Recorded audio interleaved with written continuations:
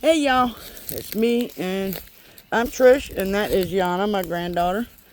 She's here with me. This is a quick video. We stopped into the cemetery here and I just had to show y'all how beautiful this is. How beautiful is this? Look at all these old stones out here. Look at this one right here. And that one over there.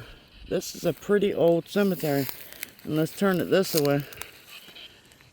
It's a pretty big cemetery, y'all. They go way over there. But I think this is probably the older. I mean, these trees in here are giants. It's like, these are huge trees.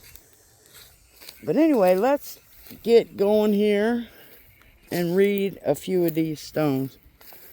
Now, as y'all know, I'm not going to be able to read them all. Look how giant that one is. Holy moly, look how big that is.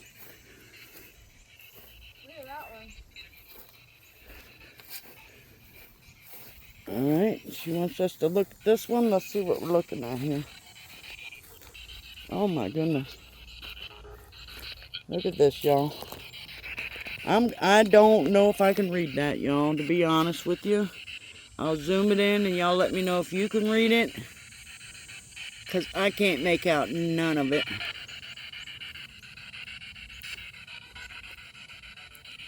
March. I think that's March. I don't know. I can't read that. But that is, the tree is actually growing into it. The tree grew into the footstone over on this one. But I got to see who's on this gigantic. Look how big that one is, Yana. And there's one right here. I don't want to come across the snake, y'all. Oh, U.S. Infantry. Edward G. Bond, Lieutenant Colonel, 39th U.S. Infantry, son of Judge W.M. Bond and Laura G. Bond. This was made in Norfolk. Born Edenton, North Carolina. May 16th of 1890. Volunteered and went with Company 1, 2nd North Carolina Infantry to Mexican border in 1916. Sent to France with Sent to France with Company L, 119th Infantry, 30th Division. Commenced Langres, France. Commissioned Langres, France. Assigned to Company L, 39th Infantry, 4th Division. Mortally wounded in action. Argonne Forest, October 10th of 1918. Died November 10th of 1918. He's buried in France. But he was re-entered here in 1921. It says right there. So he died in the battle, mortally wounded, and died November 10th of 1918. Then we got this one right here. Vivian Phillips Bond, 1925 to 19... Is that right? 1997? I'm seeing that right? Yeah. Wow, that's a new one. Daughter of Vivian Lassiter Phipps and Luther James Phipps. Harp, the sound of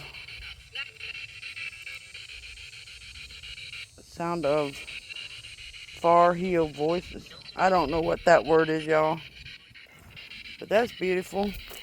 But that's a new one. That thing looks old, too. But look at this, how big this monument is. This sucker's huge. Alright, now, I think the only thing we're going to do from here, Yanni, let's see what this one over here is. That's the same kind of stone as this one. She's got my spirit box. Holding on to it and seeing if she catches anything. Okay, it just says Bonner on it. It says Bonner. I can't see what this says. Gotta move all this, y'all. David Bonner. David B. Bonner, U.S. Navy. 1895 to 1978.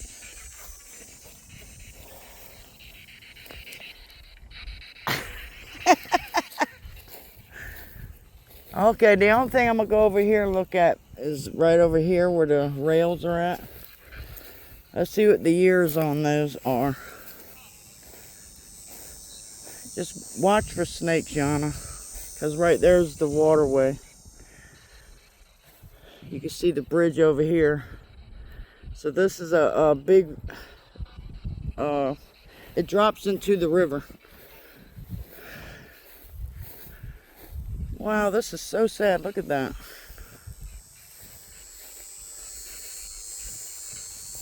I mean, how does that even happen? Maybe the ground sunk down and it tipped it over. That's kind of what it looks like it did. So the ground settled because there's a burial right there. You can see the dip. So I think what happened is the ground settled and it created this to get knocked off balance and it knocked it out. You can't read it because it is on its, well, I might can.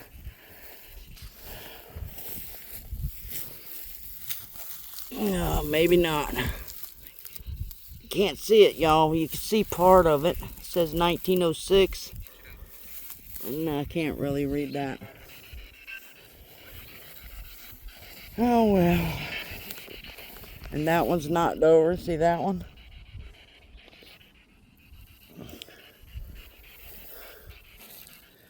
Ellen E. Woodard, widow of Richard Woodard, born January 1, 1820 and died in 1904. Blessed are the something in heart. I don't want to step here because there's dip. Y'all probably can't see it, but it's a pretty big dip right there. Oh, I feel like I'm stepping on soft dirt right here. Now, I'm going to be careful because that river is right there and there's probably snakes. I don't doubt at all that there's a bunch of snakes out here.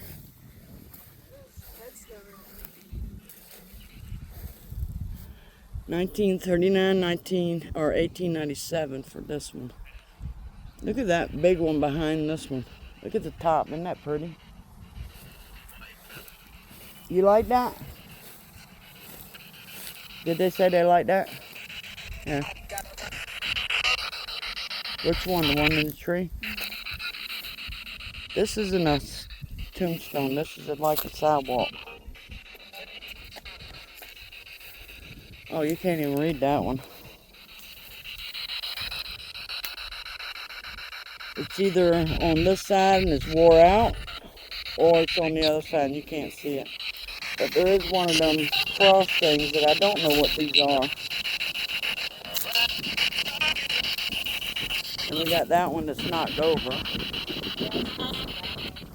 It's facing that way. You can't make it out, can you? I bet it's a Civil War vet. Is this person Civil War? I think that's poison ivy. So don't touch it. I'm going to assume it is poison ivy. I don't want to get poison ivy. See, those ones about to fall. So this must be the Dardens and the Whitakers area. Where's that one go? Is it over there? The seashell? Yeah. It's not in this one. See, it looks like something was right here too. Look at this one. Isn't that beautiful? Rogerson. I mean, look at the detail in that, y'all.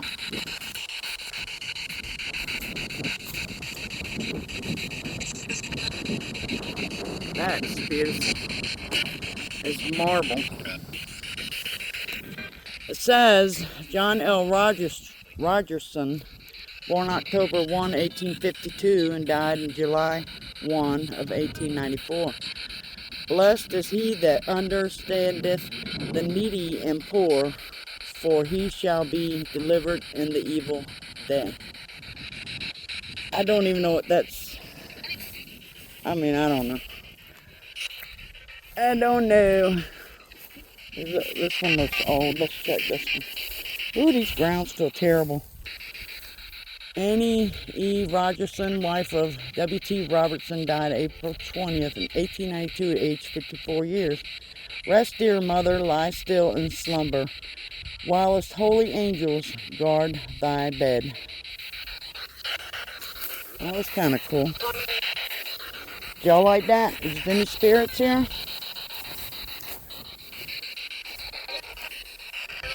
Y'all want to talk to us? Where'd that one go?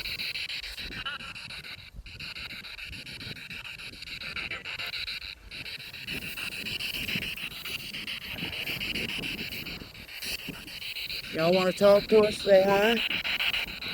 Tell us your name.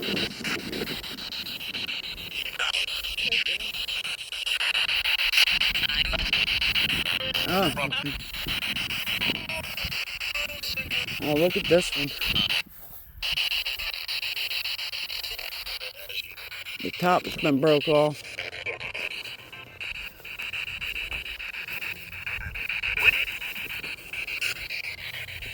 To our beloved father, November 23rd, 1849 to 1913. And then we got Elizabeth, which is the mother, 1844 to 1938, I think.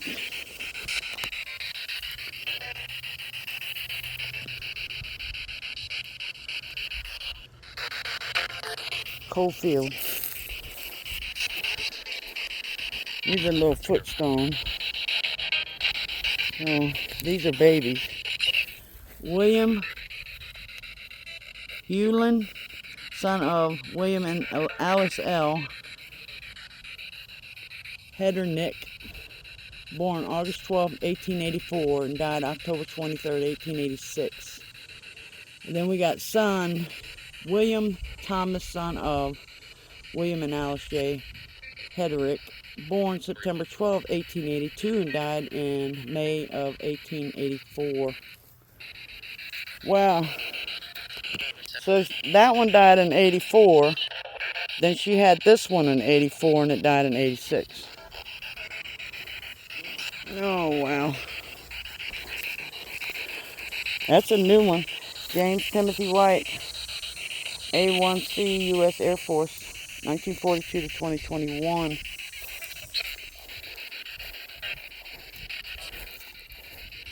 Father Robert Lee, husband of Emma Chesson, March 21, 1893 to 1961.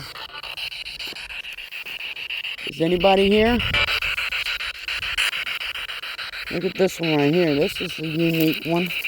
This is a little baby, because right here's the footstone and the headstone. Look at this. I gotta step over this rail right here, y'all.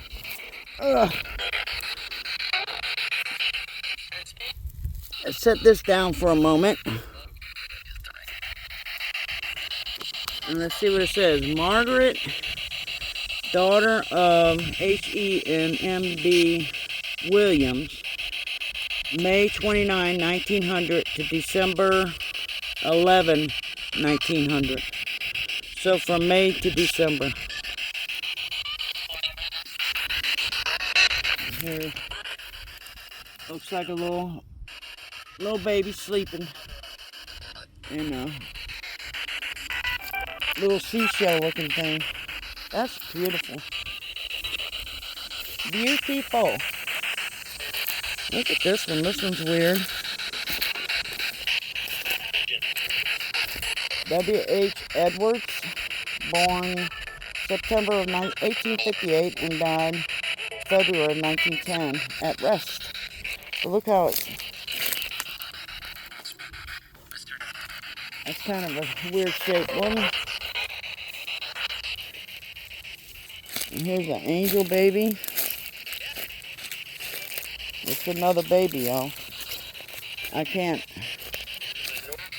make out them dates, can y'all? Because it's like faded where I can't see it.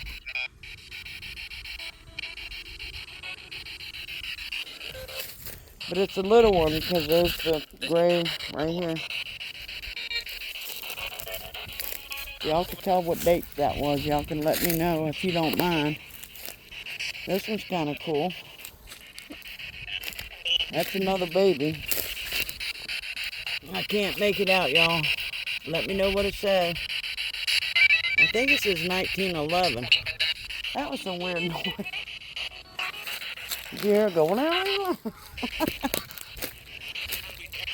Well, anyway, I just wanted to show y'all a little bit of this and where we're at. I'm going to end the video here, and we're going to go over to that top front corner right there by my car, and I'm going to make a separate video showing y'all those because that is cool. All right, y'all have a good day. My granddaughter giving y'all the thumbs up. All right, we'll see you in a few. Toodles, y'all.